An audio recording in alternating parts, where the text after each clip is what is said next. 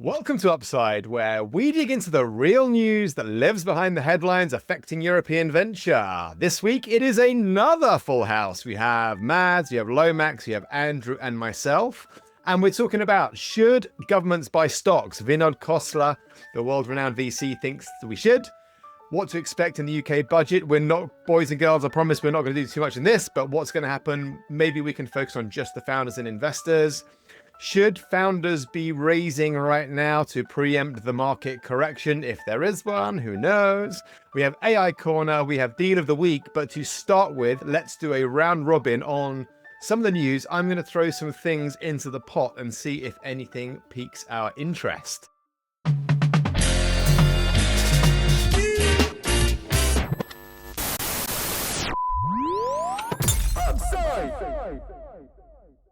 This show is not investment advice, and the hosts of this episode may be invested in the funds and companies featured. Now, to start, I saw something. This came from you, Mads, a tweet that you liked. 23% of new unicorns in 2025 have been European. So our slice of the unicorn pot has been growing steadily over the last 10 years. US is steady as she goes, but no growth, and Asia is slipping. I don't know if you guys saw the CTO job ad for 100K for the UK government CTO. I don't know what they were going to get for 100 grand, but bless them on that. The IMF, this is possibly not affecting us, but I'm going to share it anyway because it caught my eye. IMF reckons that US debt burden is going to hit 143% of GDP by the end of the decade. Currently, it's about 119%.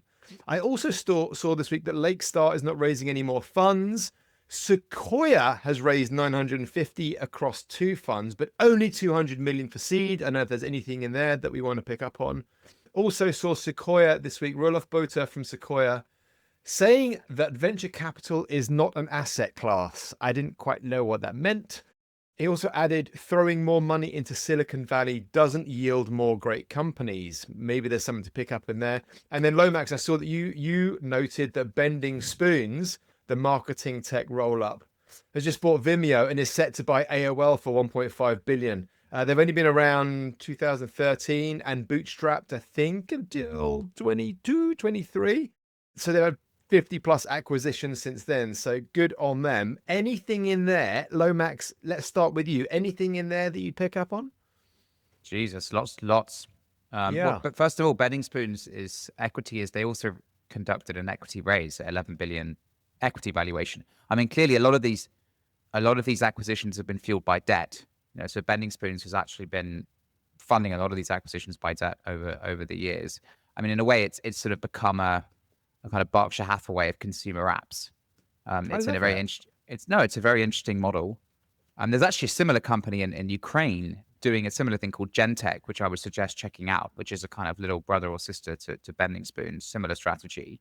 But this is really, tech gone full circle, bit bending circles, buying AOL, and it's not the classic scale from zero single product company, but it's certainly an interesting strategy. So I thought we'd see many more after COVID. I thought we were going to see loads more of M&A after, and we didn't really see this roll-up strategy. I think it's really cool. Yeah, I would also picking up on the other things. I mean, unicorns, great. It's all about decacorns these days, guys. Come on. Oh, come on, man. Come on. The US debt thing is very interesting. I think in the sense that, and we have talked about this before as a group, is US debt is now, as you say, projected to surge past that of Italy, which has historically been the kind of poster child for fiscal ill discipline. However, I think Europe is actually still seen by many as the riskier trade.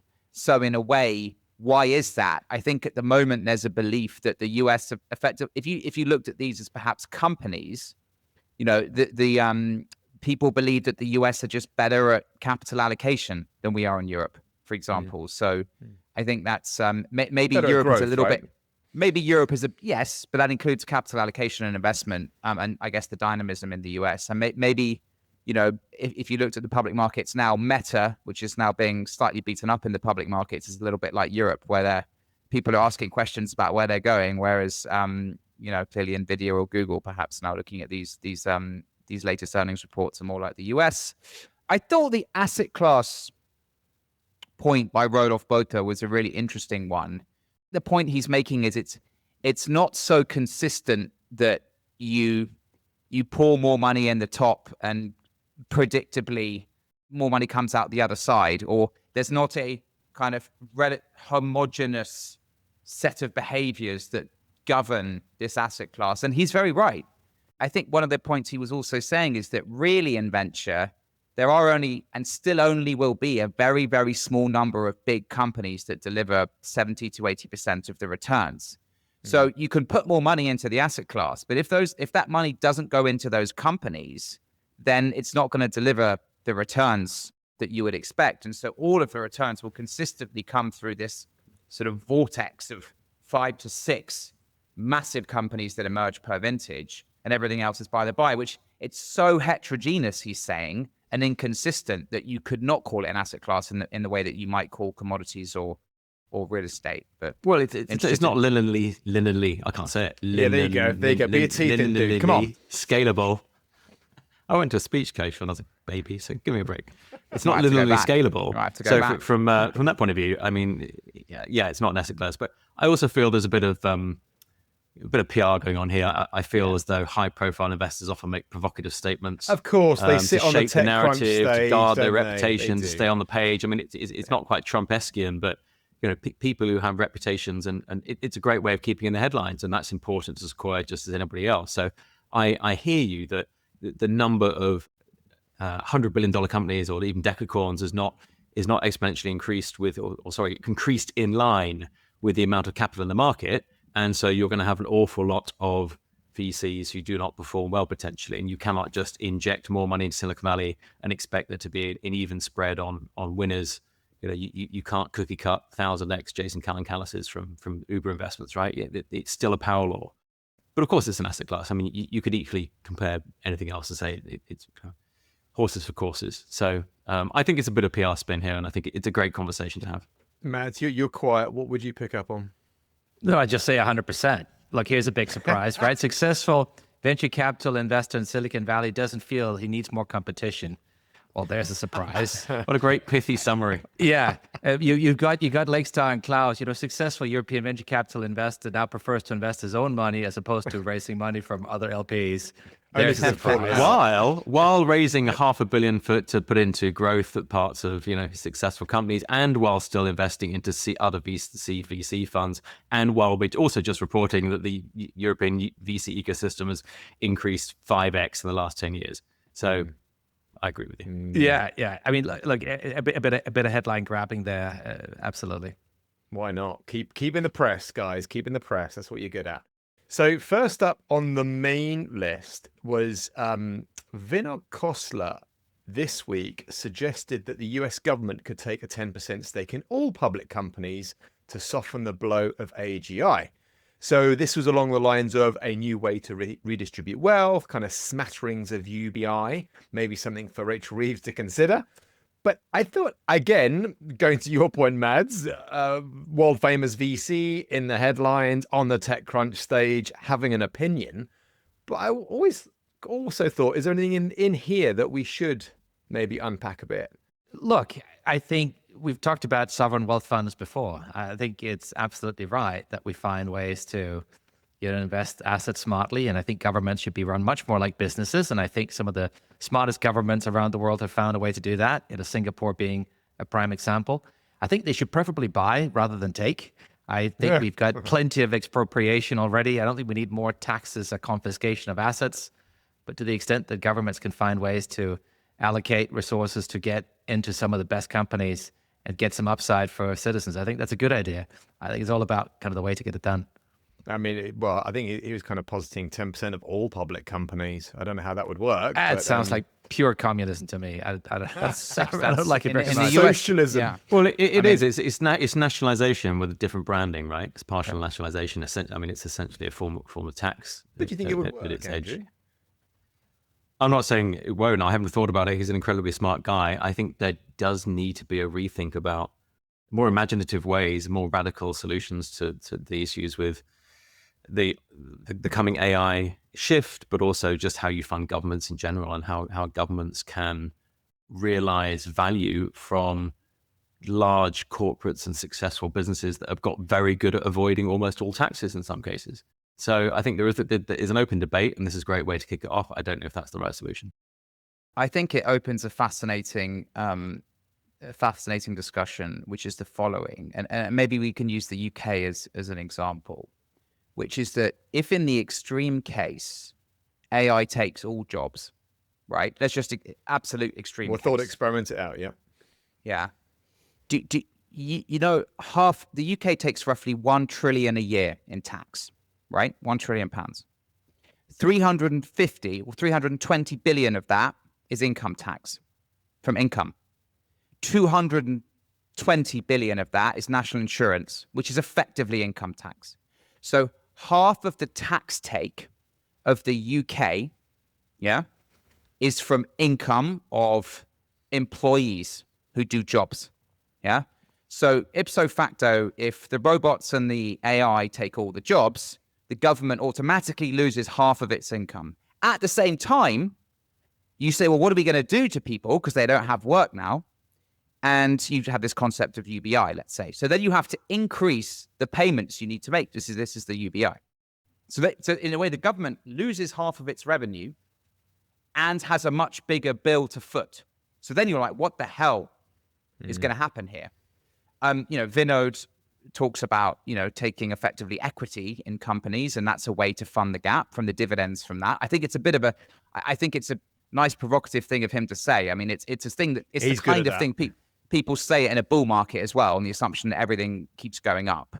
Which doesn't always happen, but he has got a point. So there is a broader discussion here. Clearly that isn't going to happen overnight, and it may happen never, but it certainly is something to think about. And clearly there are ways around this, and there's, do you tax compute? Do you tax robots? Do you tax, all these things? Do you tax, all of this stuff is going to have to be considered at some point. Well, one of the good things about, one of the positive things about it would be align motivations. So the current model, governments tax profits, which means there's misalignment. Companies are incentivized to find loopholes, offshore structures, minimize their tax burden. Whereas with an equity model, the government return is directly in line with the market value of the business. So I feel as though those incentives flip. I mean, you then, the government's pulling on both sides, but it would certainly mean a fairer outcome that reflects the market value in terms of what the public purse ends up, getting an upside on. Practically, there are some challenges with that, but maybe a middle ground would be something like the government taking some of the taxes and then recycling them into an index fund across certain verticals or across certain investments, so that there's a hedged bet across some of these sectors, some of these companies and public ownership, which it can realize profits from, which again would be aligned with market upside. But by the way, sorry guys, just I mean, the better the AI companies do. Okay, so this is a concept that we already have, which is that the better AI companies do, the more profits they make, the more corporation tax they pay, the more money the government makes. Now I know this is Andrew's point. I know. I know that gets cut across by profit shifting and all that stuff, which there's a whole industry, people trying to, base, the whole, whatever, the base erosion, profit share, all of this stuff is governments are trying to work on this. But don't forget, there's already ways for governments to capture value, because I think in a way it's very dangerous to tie even more closely the prosperity of a nation with the stock market. You can't tie, that these things are different things, right? I know they're sort of broadly correlated, but I think tying them even more closely together is not necessarily a smart thing to do. They're indirectly tied already. It's just that indirectly, but I'm saying tying them the motivations aren't together. tied. That's the problem. Mads, we might need your polymath brains on this. Would this work? I mean, if we tax stuff, we'll get less of it. I don't think we need to start confiscating people's businesses, but I do think we should find ways to have more efficient government. The problem is we're spending too much all the time. This is straight back to your line from above, right? The challenge we have now is that the US is spending like drunken sailors. At least they have some growth, but the deficit is absolutely crazy. In Europe, the challenge we have is we're spending slightly less, but we're not growing at all. Okay, US is spending 1 trillion a year on interest payments. 1 trillion a year. It's nuts. 6 to 7% deficit in peacetime. It's just like, what are you guys thinking? So we're all, we've all lost our senses.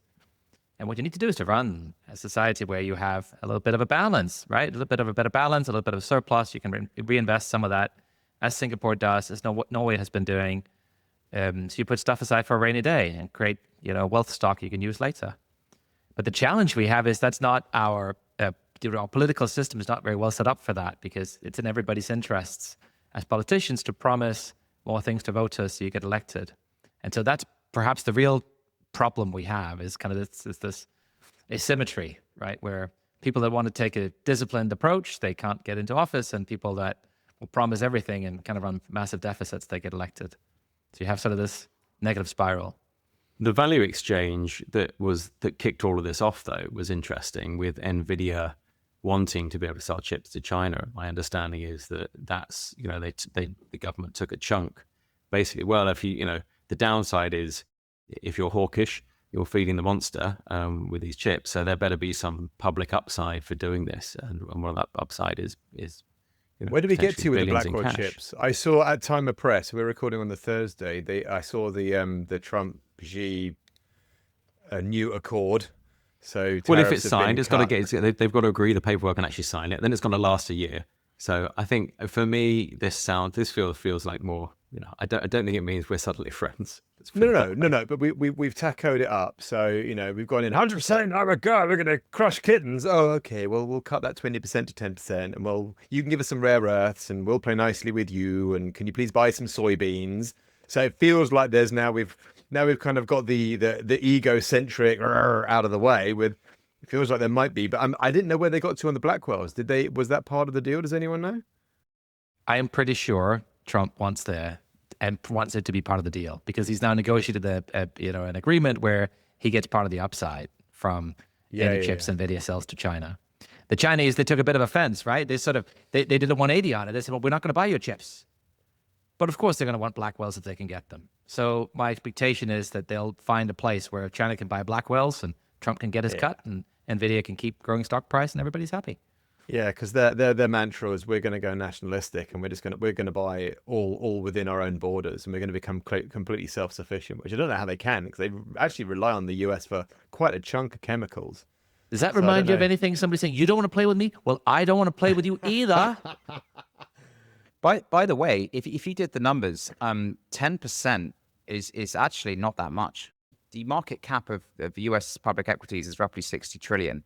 10% $6 trillion. I mean, it's a lot, but imagine even if they could get 10% yield out of that every year. It's more than the UK GDP. I'm talking about in the context of the US, for example. Let's imagine you took 6 trillion of assets, right? And even if you could generate a 10% yield out of those every year, that's not even going to pay your interest payments if you're the US. What's right? S&P average been? 8% year on year? It depends over what period. Over what period? Yeah, no, in the last 10 years, it's been more. Is it? Okay. But yes, Lomax, you're not off. Better than most venture funds, put it that way. Hopefully not ours. But not anybody on this call. Yeah, exactly. So the LPs listening. What I would say is, final thing that staggered me a bit is that 6 trillion. You know how big the Norwegian sovereign wealth fund is? Nearly 2 trillion. It's 1.75 trillion. So you're like 5 million people who have the kind of access to that. So it's staggering, really. Yeah. Quite frankly. Yeah. Well, let's stay on money. I mean, I think this might be a very quick segment, but we are going to, no groans, please. We are going to talk about the UK budget. It's on November the 26th. I was reading some sound bites from Rachel Reeves. One was both tax rises. I can't do the voice. Both tax rises and spending cuts are options. Okay, right. Just softening the way. The OBR is likely to downgrade productivity forecasts for the UK. So we haven't got a great backdrop here.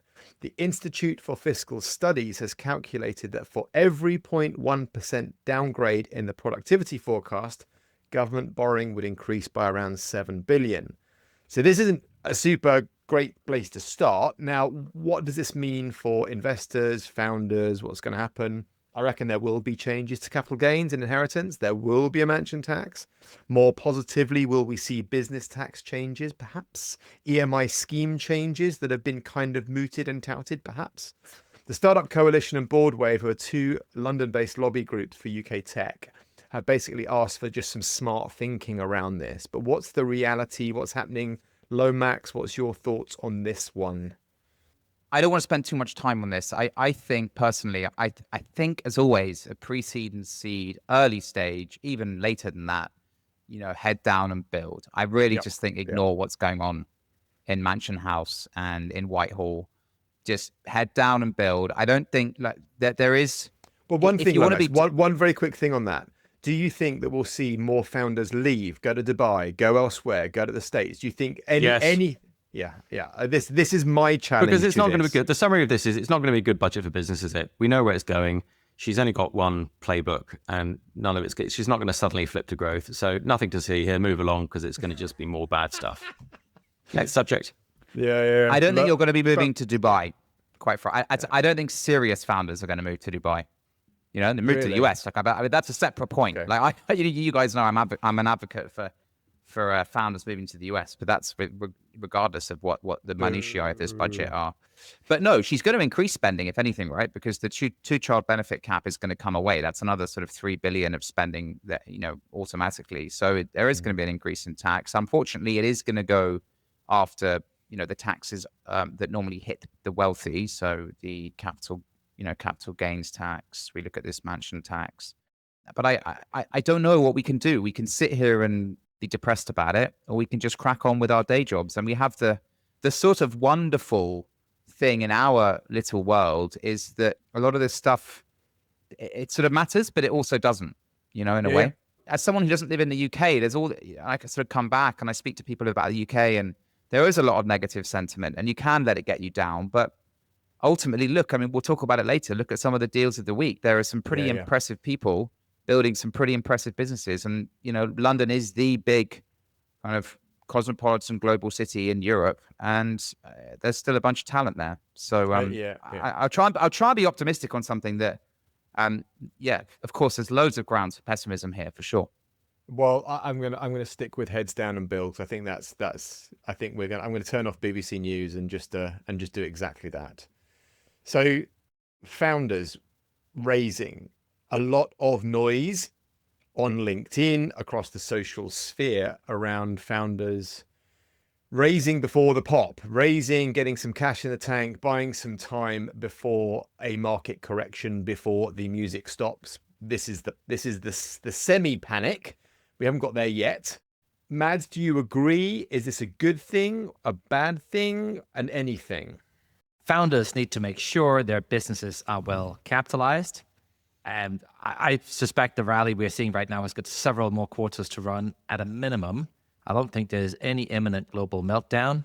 Famous last words, right? We're going to get Black Tuesday next week. Just jinxed it. But no, I mean, we've just seen the earnings come out. We've seen the messaging from not just NVIDIA, but also the hyperscalers. This is not going to go away, guys. We're on the train here, and it's accelerating. I think it's smart for founders to have extra runway if you can get it. I would caution against sort of panic stations, because now's the time to make hay. The sun might never be shining more in our lifetime than it's shining right now on our industry. So, sort of hunkering down and doing defensive rounds and all that stuff. I mean, if that's where you're spending your time right now, I'd say it's a little misguided. If you're in venture, your job is to create growth, and now's the time. I think, the best founders, but certainly some of the best founders that I've worked with are always raising money, quite frankly. They'll open a note as soon as they close one round and bring in capital selectively through that journey. And it's not the kind of come up for air, raise money every 18 months that maybe people were used to back in the day. So if there are opportunities to strengthen your balance sheet without causing undue distraction to your business development, your hiring, your product efforts, then for sure, that those should be taken. I mean, it's easier said than done. It's all very well for us to be like, oh, well, go and shore up your balance sheets, or make sure you got a robust balance sheet, because, for vertical AI companies or any companies in AI, it's probably, as a generalization, easier to raise money. If you're not building in those areas, it's still not that easy to pull money in at the early stage. So raise capital where you can. It doesn't necessarily need to be all hands to the pump on the fundraising side. But it's the usual advice of you need to have at least a decent runway to enable you to execute the business plan. Startups are all about speed if you're on the venture journey. And if money can help you accelerate, you should take it. And actually, even if you're going to even if it can't help you accelerate today, but it will help you accelerate later, and you can take the money today on great terms, you should also take it, because for all these reasons we're talking about, because of cycles, because fashion, because of emotion in investors, also because of just funding cycles. I mean, I think the AI bubble is less likely to burst before money runs out in VC coffers to sort of invest into AI. I mean, VC is cyclic. VCs are struggling at the moment to raise. At some point, those who are deploying are going to get to the bottom of their bucket of cash. Will LPs, will there be enough public market activity? Will there be enough liquidity that LPs start reinvesting into VC so that money trickles down to the startups? We don't know. So yeah, my advice would be, if you can, and is my advice to my portfolio, if you can take money now on decent terms, you should take, and not prejudice on valuation or dilution, you should take it, and be disciplined about not spending it if you're not ready to spend it. Yeah. The best companies raise every 12 to 18 months, if not sooner. 6. 6. Well, yeah. In AI, that's the AI crowd. The absolute best companies raise money every 6 months. I'm happy to fly. Well, yeah, okay. The absolute best raise even less than that. I mean, you take Cambridge Aerospace. 11 months it went from pre-seed to seed to 100 million for its Series A. So there's always exceptions to the rule. That's product market fit, that company, by the way. So I wouldn't use that as an example, but yeah. Well, you're talking about best of the best. So the best of best are always going to be outliers. But if you're a founder, go get, make sure you got money in the bank. But on the flip side, as an ex-founder myself, don't try and raise if the market will not give you money, because instead of fixing the problems with your business, you will spend all your time trying to find someone who you can persuade to give you cash when your business is not ready and your startup's not ready. So, if that means that you've taken pre-seed, you've done a pre-seed extension or whatever these stupid rounds are called now, and you haven't found product market fit, you better make some radical decisions to reduce your team and solve the problem in your startup before you go back to market. You see a lot of founders out there trying to raise, and it's not easy because the market's not ready to give them money. And what they really need to do is be honest with themselves about what the problems are with the business in order to make you invest. Sure, but the challenge, Andrew, as you well know, is that most founders don't know where that line in the sand is on the time box, right? It only takes one. It's like buying a house. You need to find the one magic thing, or the one magic car, or the one magic partner. So I don't know. But what you mean in terms of investor, or in terms of your product, so that the no, product in terms works? of investor, in terms of sometimes there are going to be a bunch of naysayers, and I don't know where you draw signal over noise. Well, I think anybody who's had product market fit with a product, you can feel it. The market pulls you with the product. If you're for 12 months, you're banging your head against a wall, which I've done many times. Your timing is wrong in the market for the product, the right product at the wrong time. You haven't gone to market and got in front of the right people with the right message, or you've got a vitamin, not a painkiller. And that's the most common thing I'd probably say, is that it's a vitamin, not a painkiller, and that's why the market's not. Or a positioning problem. Sometimes it's a sales problem. Right, let's move into Mads's happy place. It's AI corner time. AI corner. Unsurprisingly, very NVIDIA focused. By the way, did you see Jensen Huang saying that AI isn't a bubble? I thought that was an interesting.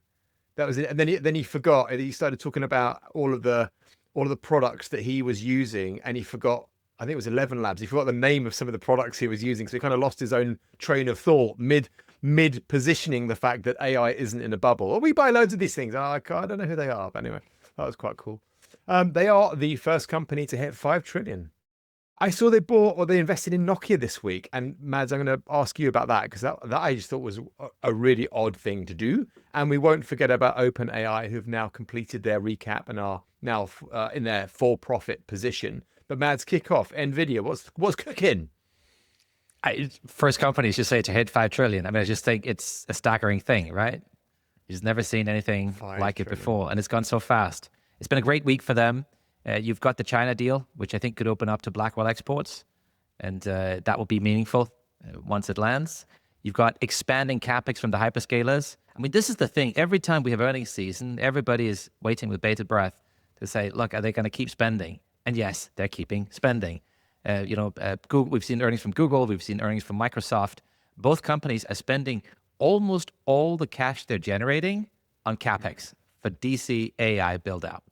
Okay, so Microsoft, they're generating about $45 billion a quarter. They're spending 35 right now on CapEx. Google generating 48, spending 23, but it's increasing.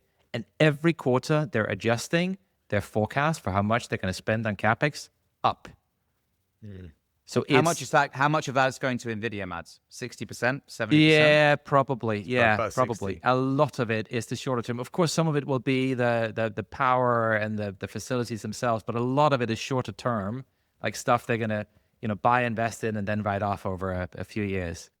And they're seeing massive revenue growth as well, right? The cloud businesses right now, Azure and Google Cloud are both growing at about 40%. Think about having $100 billion business growing at a 40% rate. Yeah. Wow. So it's staggering. Jensen Huang, he said that we have got $500 billion in AI chip bookings throughout 26. So $500 billion of revenue backlog. They've got a total dominance in the data center market, right? Above 90% right now. There is a paradox we're seeing, which is that on one hand, the hyperscalers are spending a ton of cash with NVIDIA, which is what's really boosting the stock price. But at the same time, they're all building their own chips. Which they have to, no? They have to. Yeah. Well, we desperately. I mean, the one thing that those numbers show about NVIDIA is we desperately need a competitor. Oh, I mean, absolutely, absolutely. That amount of it's hard control. to dislodge them. But I'd say any economic analysis will say, look, 56% net operating income, net operating margin, it's just not sustainable. And with the best one in the world, they will stay a formidable player, but that margin will come down. There's no way it doesn't. In between what the hyperscalers are doing, what the startups are doing, competition from China, this will change. Also, it assumes there won't be a step change in technology. We've touched on this before. There are 100%. so many companies deploying, including some in our own portfolio, trying to deploy and developing chips that are faster, cost less, use less energy, different architectures. One of those is going to work. One of those is going to win. At some point. Some point. And we're going to touch on Nokia in a minute because this is another masterstroke from Jensen. But he's built such a formidable set of moats, right? The 5 layers. He's got the Mellanox networks. He's got CUDA. He's got all the different compilers and transpilers, and then of course the hardware itself. It's absolutely brilliant. One thing about NVIDIA. There are so many like assholes in big tech, but like with Jensen, aren't you like it couldn't have happened to a better bloke? Seriously, don't you think You don't know what goes on behind closed doors. I'm sure he's ruthless as I've not had tea with him, Lomax. Have you? I know, but I'm just like, maybe he's ruthless as hell. But like, seriously, what a man. And we're celebrating the 5 trillion today. So, I just thought we'd take absolutely. No. Fair. Hats off and everything else. Listen, of the 80 analysts that are covering, kind of Wall Street analysts that are covering the stock, there's one sell rating. Nobody is daring to bet against this guy. Did you read that guy's report, the sell rating? I guess he's just saying there's going to be competition, right? Well, I think that's at the end of the day, that is the analysis. As you look at the profitability and you're like, this is not sustainable. Like it's just gravity. Either that or he's fired. Yeah, he's out tomorrow. When they start replacing the chips in existingly built data centers that would have been built, 3 years ago, doesn't that just keep feeding this machine? No? I mean, I'm interested to know what the breakdown is between new data centers and then ripping out and replacing chips in old data centers, because that's going to come online for them probably in the next 24, 48 months, no? Well, so to be fair, the hyperscalers are all doing 6 years now of CapEx depreciation, not 3. Okay, fine. Okay. Which I think is probably and possibly a little optimistic. But yes, otherwise, the P&L doesn't hang together. Cook the butts, baby. Okay. Right? I mean, you think about it. If you're spending all the cash you generate on CapEx every year, you're saying it's only going to last for 3 years. It's kind of the margin's it's just not great. So let's shift to Nokia and talk about what's happening there. So I'm so intrigued by this. Well, what's because you said it's a masterstroke, right? Yeah, I think it's brilliant. So Nokia, they're great on next generation networks, right? They build the 5G and the 6G switches that are going to come up. And one of the things you're looking at is to put GPUs into the edge, in the switches, in the radio towers or close to them, so you can do 2 things: optimize the performance of the networks, and provide AI on the edge. Interesting. So But where does that fit though, Mads? Where does that fit with? I mean, I've always had, for many years, I've had this theory that we're not going to run on cables. I know there's billions spent on 4, 5, 6G licenses. I know the infrastructure won't allow this, but surely Starlink and Musk have chipped away at that thinking. I've always wondered, at what point are we not going to have low Earth direct connectivity, which kind of circumvents this requirement for these mobile networks? Slightly tangential, sure, but I don't know if anyone's got any thoughts on that. Yeah, it's possibly a little bit. I mean, I think so. Jensen, he's dropping a few billion into Nokia here. I mean, Just in the context of a $5 trillion market cap, frankly, that's a rounding error. Coffee money. Exactly. But thinking about it in the context of, we already have the full stack of the data center from the GPU and the networks and all the software that sits on top. Now we're moving out of the data center to the networks, the 5Gs, the switches. It's brilliant. And who knows? Maybe the next play he's going to do is going to be a low Earth orbit satellite radio comms play. You got to be in it, and there's no downside to doing this really, because A, there's going to be transition, and B, it will just lead the way to wherever it goes next. So fair play. I think that's right.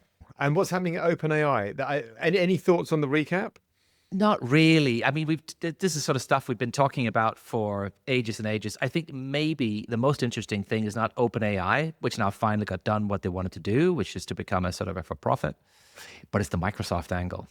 So they've invested just over $10 billion, maybe in real cash terms. A lot of it was credits. Maybe it was sort of 8-9 billions of cash. Are they still is it still a friendly relationship? I don't know how friendly it is. I think Satya put on the thumb screws. He's the biggest shareholder, the second biggest shareholder in the company. They now own OpenAI shares worth in excess of $110 billion on the back of a $10 billion investment. Yeah, friendships be damned. Fine. Satya, he's the best VC in Silicon Valley, right? It's brilliant. If you want exposure to OpenAI, you just invest in Microsoft then, right? Well, and the Microsoft stock has done very well. So no, it looks super smart. They've also done a ton of stuff behind the scenes around. They have a 90-day exclusive access to new models. They're going to be the exclusive cloud provider. Lots of agreements around licenses. They have, kind of pre-AGI licenses, like pre-AGI tech. They'll have licenses to even after kind of this nebulous AGI is achieved. I thought we'd moved on from AGI. I thought it was all SI now. I thought AGI was yesterday's news. It still somehow found its way into this agreement, I think. So no, Satya looks like the real winner here. Smart I move. actually think this week is an important week with the Nvidia at 5 trillion, and I think just this OpenAI, moving on to the next chapter. I think it's an important thing. I know we've been talking about it, and actually, it's vindication for some of the investors. People like Josh Kushner at Thrive, all those guys who put a lot of money into this company, or Vinod Khosla at Khosla put a lot of money into this company when it was slightly weird non-profit organization, hoping that always back the founders, baby, that the issues would resolve with Microsoft. I mean, I guess you could have anticipated that, but actually, look at Thrive did a billion at 150 billion valuation. They're now sitting on a kind of 2.5-3x return for it's a lot of carried interest in there, right? So don't forget there is obscene amounts of stock-based compensation in these groups. Yeah.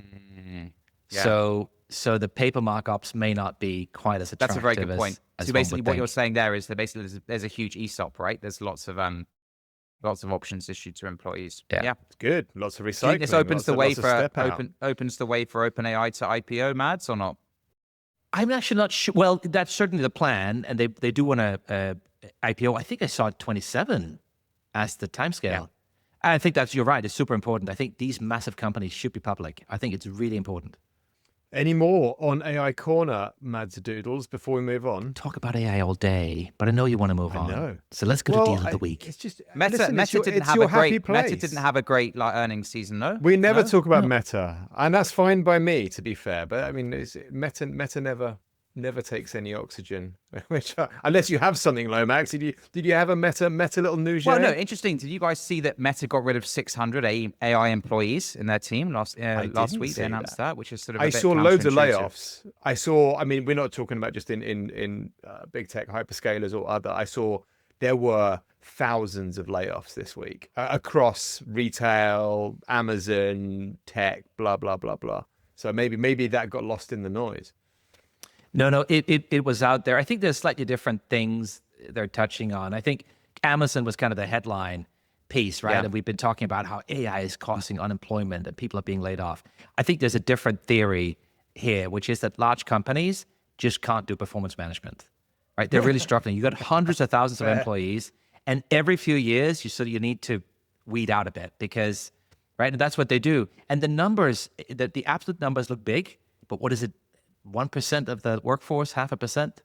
If you just think about it in terms of normal attrition for a company, right, at that size, you should have tens of thousands of people leaving every year just because they move to other jobs or retire or whatever. It's just the press framing. It's obviously if 1 week Amazon are talking about not laying off people and using AI inefficiencies to grow, and then the next week we're leaving or losing 30,000 people. I think there's obviously a strong press angle, that clickbait, click rage press angle where they have to But maximize. I think if you look at the the Q3 reports, I mean, Alphabet delivered a record 100 billion in Q3 and boosted its capex plans, and actually shares moved upwards, right? However, Meta also delivered good numbers, up 25% Q on Q, and will be announced more capex spending of 100 billion next year, and their shares dropped by 12%. I think, as I alluded to earlier on, I think the market is a little bit unsure as to what, I think we probably on this podcast are a little bit unsure as to what Meta are really actually up to. And so I think that's been priced into the market. Well, I don't know. I mean, I've said before, never bet against Zuck, but I think they're at risk of getting a bit orphaned here, potentially. He's not had a good year, right? Llama 4 was a disaster. Well, you're going to use a different word then. Lots of attrition. And they're out of the top 5 now. Top 5 open source models are now all Chinese. Well, they were originally American until they were ripped off and made Chinese. Is that fair? It's not that as if Zuck is not spending the money, right? I mean, he's been trying to hire the best of the best, but they just have not been able to keep up. I mean, we can say rip up all we like. I mean, they could rip right back if they wanted. All the Chinese models are open source. It's not as if it's a secret what they're doing. Yeah. They just seem to be working a little bit harder right now. Yeah, interesting. Well, let's move on to deal of the week. I've got one. I thought this is kind of fitting to previous conversations. Warsaw-based Sales Patriot have just raised 4.2 million euros to modernize defense procurement. It's an American-Polish startup. They're looking to expand into Europe. I thought it was kind of cool listening to founder Nelson Ray saying things like they're building the infrastructure to make sure the West is ready. I thought it was quite punchy. But we all know that procurement in defense is awful, sticky, a terrible mess, and they want to become the system of record. So I big rah-rah to Sales Patriot. I hope you do well. Lomax, you got there's one? a long tail. We now know there's a long tail of tiny, contractors. So, maybe these guys help on the go-to-market for them. My deals of the week, talked about one of them earlier, is in no particular order, Legora, legal tech AI startup out of Stockholm, has just raised 150 million at a 1.8 billion valuation. This comes only 5 months after their Series B in May 2025. So good companies raise money every 6 months, maybe even less. Well, I would never, ever in a month of Sundays thought we would say that about legal tech. Give it, Well, I mean, as I used to be a lawyer, I used to be very bearish on this. But clearly, LLMs have unlocked a huge potential. However, before we all run away looking for the next hot legal tech deal, Robin AI, which was another kind of hotly touted legal AI company, legal tech, is basically put itself up for sale. The company has raised 70 million from pretty good investors, including Plural, among others, and has just failed to complete a $50 million round and is effectively shutting down. So while you have Legora on a tear, you have seemingly Harvey AI in the US on a tear, you have hasn't worked out for Robin, which do we know for what the went UK, we don't know. I know. Well, I mean, it's the usual kind of we expanded too quickly, we hired too many people, we opened too many offices, that kind of thing. But is it an issue with the product or the go-to-market? I mean, I'm sure there'll be more stories coming out of this because this is breaking as we as we speak. Next up, Bending Spoons, we talked about buying AOL. And the other deal of the week, I think, is Synthesia, who've just raised 200 million at a 4 billion valuation. That they recently, you may have read, have done something very un-European, which is they turned down an acquisition offer from Adobe of 3 billion. I know. That's not very English or European of you. Normally we're like, oh, give me a few hundred million and, we'll rush off to Cannes. They turned down an acquisition offer at 3 billion, have now raised at 4 billion. So congrats to those dudes. And, goes back to what we're talking about, Rachel Reeves. You can pontificate about all that, what's coming up in the budget. But at the end of the day, these are global companies, global go-to-markets. And if you can build, there's great talent in London. There's the ability to get companies off the ground. And so let's go for it. You go. Yeah? LFG, as they would say. Yeah. Yeah. Well done, Synthesia. Any more before we close off, my lovely humans? Well, I saw an interesting. UK is very big in quantum, actually. I think it's one of the areas. Europe is big in quantum, right? Are you starting to talk about your own book, Andrew, again? No, I wasn't actually. I wasn't, in honesty. Is there a 7% deal of the week squeaking in? I mean, there might well be very soon. There will be soon, and it might involve Outsized as well. But yeah, okay, keep I'll going, behave. Andrew. I was actually referring to a company. It is Ion Trap, when we have an Ion Traps company in our portfolio, but it's not them. It's a company called QFX, an Oxford spin-up backed and led by Paul Graham, who you will remember. He's done a bunch, isn't he? Is founder of Y Combinator, but now based out of the UK. He moved back to the UK. And I just think this is interesting because sort of compared to any other sector or a lot of other sectors, the UK has a disproportionate number of quantum computing startups, but also quantum startups in general, probably 2 to 3 times the number in Germany or that in France, and not far behind the US, actually. So it's an area that I think the government's finally waking up to, and will be super interesting as this stuff comes of age. It's a great point. Don't forget that that 2 or 3 of the poster childs of quantum, which include PsiQuantum and Quantinium, which have now become US organizations, were both UK projects, one out of Cambridge, one out of Bristol.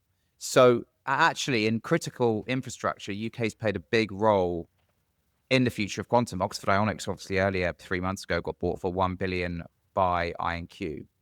So as you say, it's a good thing to highlight.